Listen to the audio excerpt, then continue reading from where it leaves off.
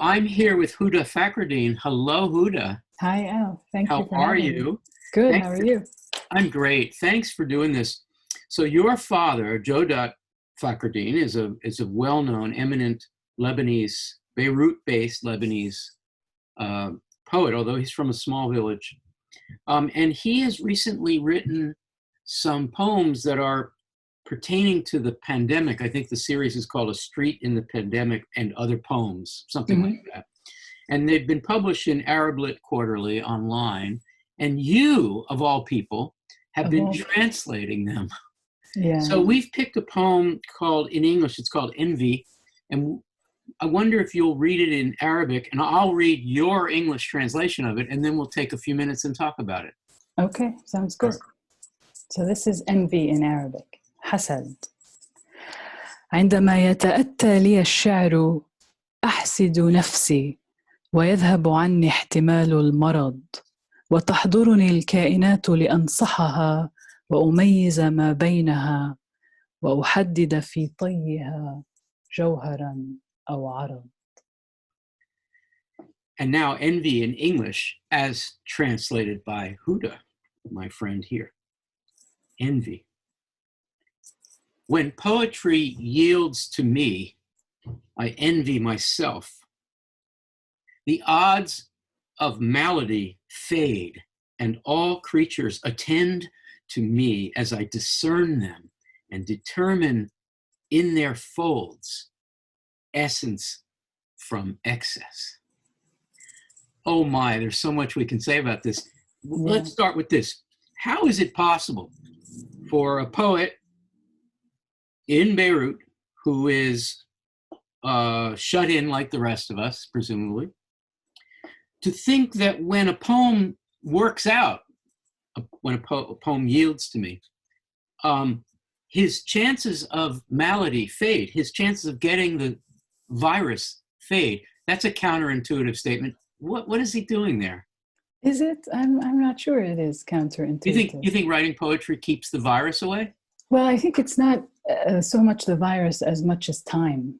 I mean, in quarantine, in this isolation we're all experiencing, in my experience, the most difficult thing has been confronting time without our usual defenses or pretenses of control, you know, schedules and meetings and appointments and things to do.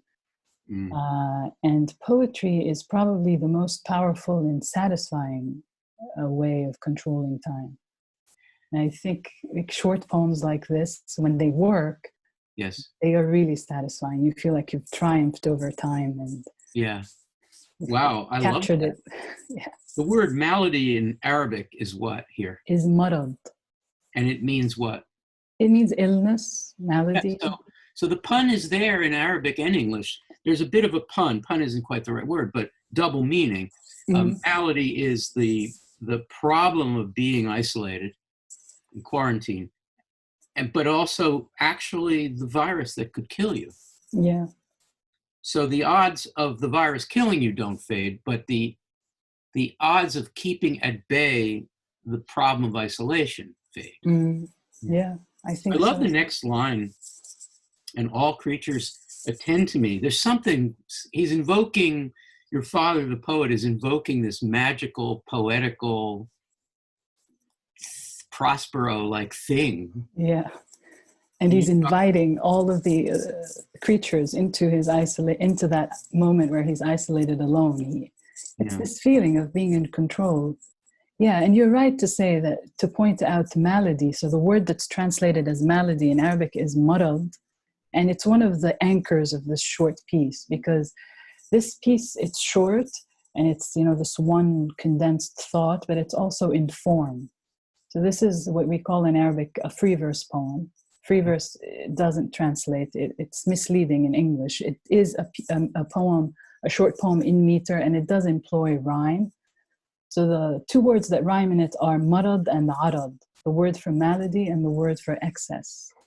Wow. Those are the anchors there.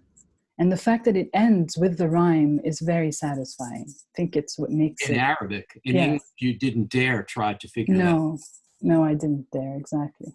So now the poet now that he has defeated the odds of affliction, of, shut-in, quarantine affliction, and the creatures have gathered around him, he begins to discern them like poets do, sort of like God naming the creatures. Yeah. Yeah.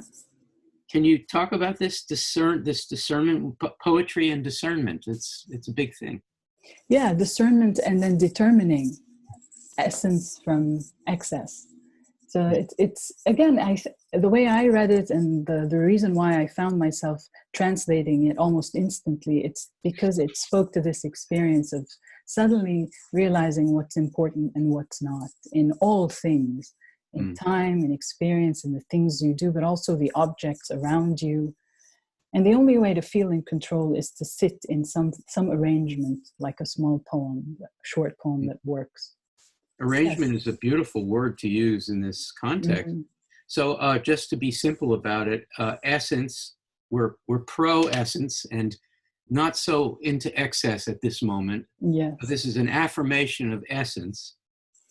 Yes.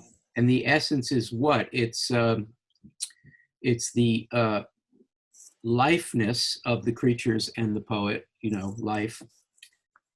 It's also something that makes them physically, because of their folds, physically what they are. Excess is all the stuff that is not needed to know what they are. Yeah? Did I get that right? Yeah. Yeah. And I like meta poetic pieces, and it seems to me that eventually essence is the poem itself, or the things when they appear in the poem, they become essential. Whatever you can, glean from your experience in isolation or otherwise, and then finds its way into a poem, then that's the essential.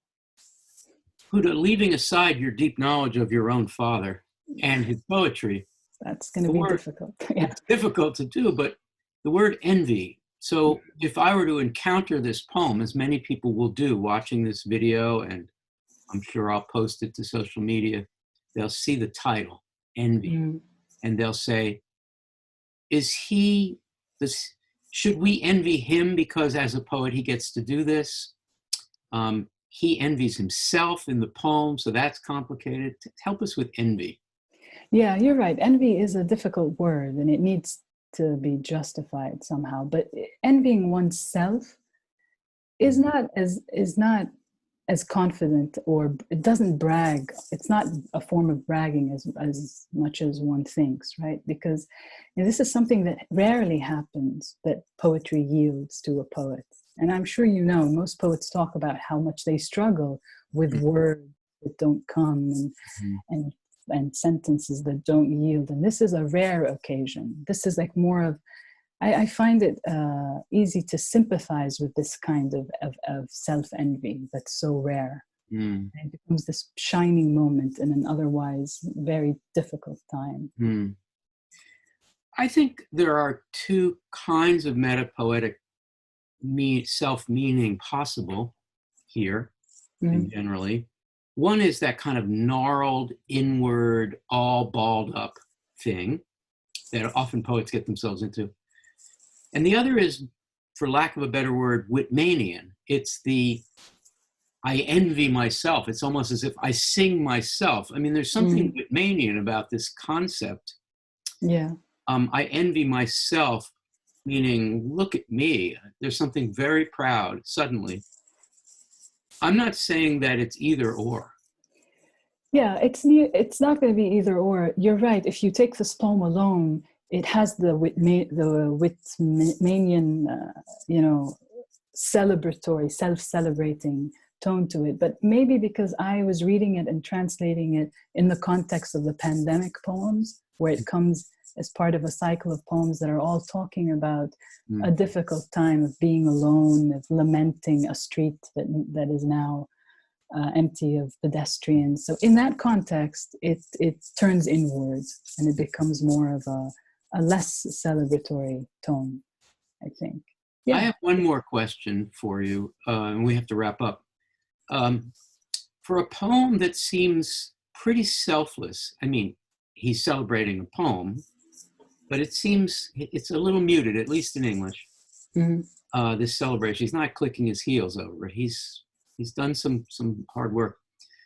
for such a poem, there's a lot of me, and there's a lot of me commanding. Yeah. Something yields to me. The creatures attend to me.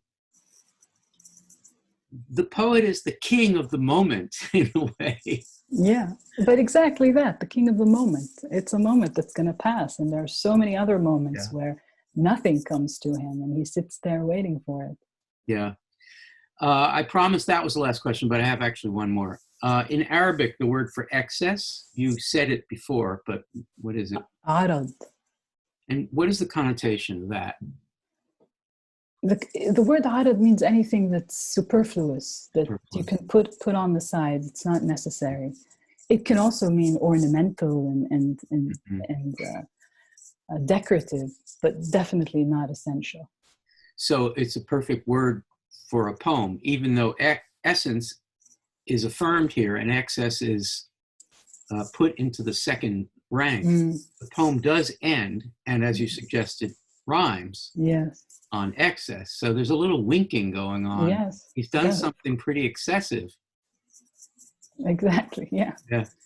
Huda, thank you so much for translating the poem, first of all, and for participating in this quick conversation.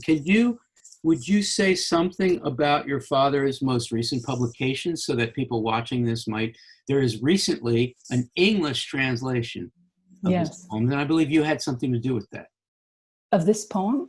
No, of his work, his yes. book, Yes. So he has two recent publications in English. The first one was 2017, I think Boa Editions published a translation of a complete collection titled Lighthouse for the Drowning.